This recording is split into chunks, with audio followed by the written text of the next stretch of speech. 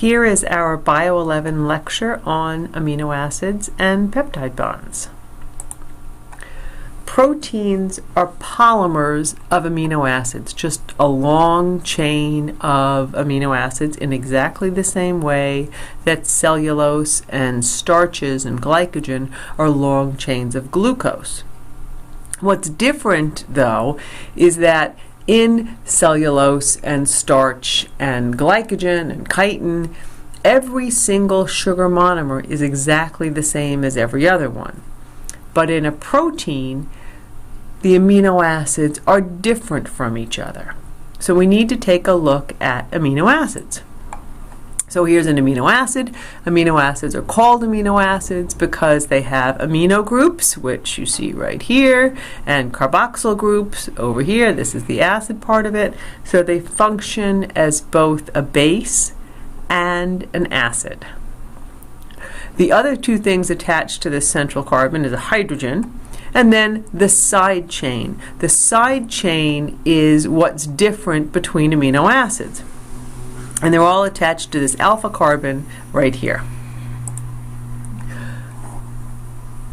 We want to take a quick look at the 20 amino acids, not because I expect you to memorize their structure, but you should be familiar enough with them that you know an amino acid when you see it. And the first way you're going to know an amino acid is because you're going to see a carbon attached to both an amino group and a carboxyl group. They won't necessarily all be laid out in exactly this orientation, right? The side chain, which is highlighted in white here, might be above the central carbon. The carboxyl group can be on the left, but conventionally they're drawn this way. Now the first thing I want you to notice, and this was the case on the previous slide as well, that both the amino group and the carboxyl group are drawn as charged entities. Right? A base means it can accept a proton, and so this amino group has accepted an additional proton. So it has this, and an acid, the definition of an acid is that it gives up a proton, and so the carboxyl group is shown that way. Yet, it doesn't have to be drawn this way. You could draw it with both in the uncharged position. It's equally correct. All right, so here on the, some amino acids have charged side chains, either positively charged or negatively charged, and just like the amino groups and the carboxyl groups, the positive charge comes from an amino group, right, and the negative charge comes from a carboxyl group. In the polar amino acids, polar but uncharged, there are 5 of them. 3 of them have hydroxyl groups, and of course we're familiar, hydroxyl group here, hydroxyl group on threonine, and hydroxyl group on tyrosine. And of course we're used to thinking about hydroxyl group as charged entities.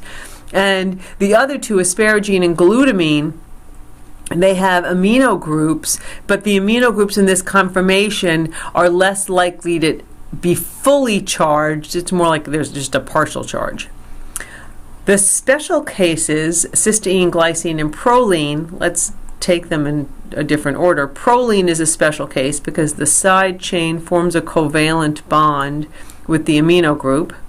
Glycine is a special case because it just has a hydrogen as a side chain, the smallest thing it could possibly be. And cysteine is a special case because this sulfur group is going to form covalent bonds with other cysteines and make cross-links between polypeptide chains. And we'll come back and talk about that in a bit, in another lecture. And then the nonpolar hydrophobic side chains, as you would expect, it's just pretty much nothing but carbon, right? In one case, we've got some nitrogen here, but this nitrogen is pretty much overwhelmed, sort of lost in a sea of carbon. So the overwhelming chemical entity here, because it's mostly carbon and hydrogen, is hydrophobic.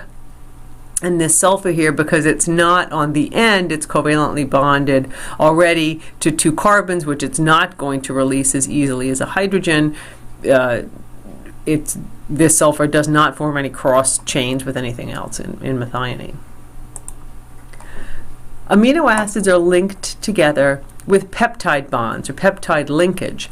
Now, again, in this drawing that I have from your textbook, it shows both the carboxyl group and the amino group in the charged orientation. Now, I sort of wish that they had shown it in the uncharged, but that's okay.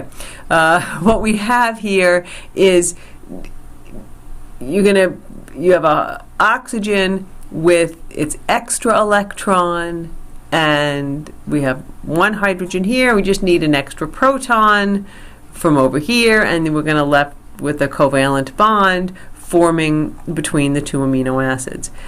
This gives us what we call the backbone of the polypeptide. Over here, nitrogen, carbon, carbon, nitrogen, carbon, carbon. And then the next amino acid, the next peptide bond is going to be added here to this carboxyl group. So just like in polysaccharides, polypeptides grow at one end. That is, they don't grow from both ends. They only grow at one end, and so we're always adding new amino acids at the carboxyl end. And so we refer to the two ends as the N or the amino terminus, and you can see that here, and the carboxy terminus or C terminus, which is over here. And that concludes our talk about amino acids.